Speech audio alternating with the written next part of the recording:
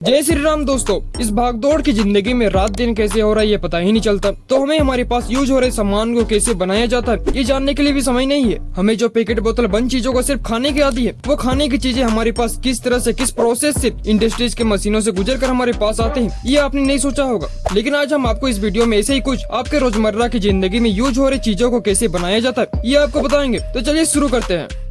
Number 1, tomato ketchup making. Tomato ketchup अभी हर fast food में use होने वाला चीज है, इसके बिना फास्ट फूड अधूरा है। तो चलिए जानते हैं टोमेटो केचप की इंडस्ट्री से लेकर आपके घर तक की सफर। सबसे पहले टोमेटो केचप को बनाने के लिए बहुत ही बड़े स्केल में टमाटर को हार्वेस्ट किया जाता है, जो ये बड़ी बड़ी ऑटोमेटिक हार्वेस्टिंग मशीन द्वारा होता है। ये ऑटोमेटिक मशीन डायरेक्ट टोमेटो को पौधों को जमीन से काट कर कन्वेयर के थ्रू अंदर कंटेनर में भेज दिया जाता है, और अंदर में लगी ये फिल्टर मशीन पौधों टमाटर को अलग करती जाती है। सभी टमाटर को अलग करने के बाद टमाटर को एक दूसरे कंटेनर में डाल दिया जाता है।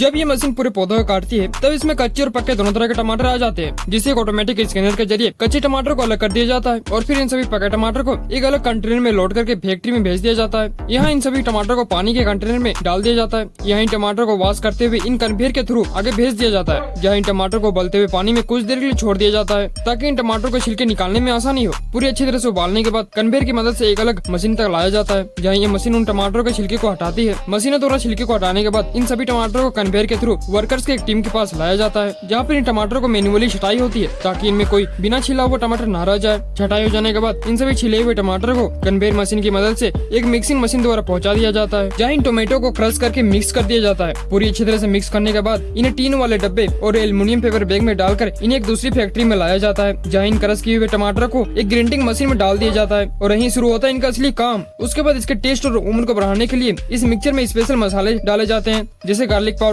ऑनियन पाउडर और कुछ स्पेशल पाउडर डाला जाता है। ब्लेंडिंग प्रोसेस खत्म होने के बाद आपका टोमेटो केचप तैयार हो गया। अब इस सॉस को बोतल में भरने की बारी आती है। इसके लिए बनी हुई बोतल को कन्वेयर में डाल दिया जाता है, और कन्वेयर इनको ले जाती है फिलिंग मशीन की तरफ, और बोतल में सॉस फिल कर दिया जाता है, और ये मशीन इन पर कैप भी लगा देती है। तो बन गया दोस्तों आपका फेवरेट केचप। और दोस्तों एक मजेदार फैक्ट ये भी है कि 5 जून को नेशनल केचप डे के रूप में मनाया जाता है।